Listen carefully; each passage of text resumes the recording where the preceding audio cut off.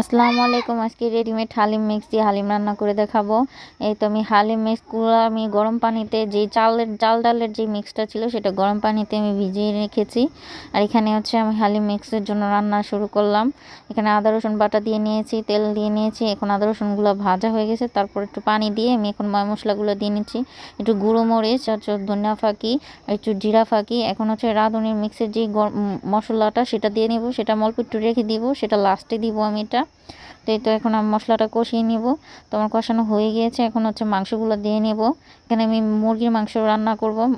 তো মাংসগুলো এখন দিয়ে মাংসগুলো আমি এখন কষিয়ে নিব, আর একটু পানি দিয়ে নিলাম। এই তোমার মাংস কষানো শেষ।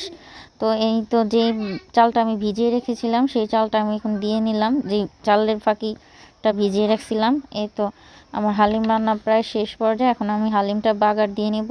তো বাগারের জন্য আমি পেঁয়াজ রসুন কেটে নিয়েছি, আর দুই একটা হচ্ছে আনাম শুকনো মরিচ দিব।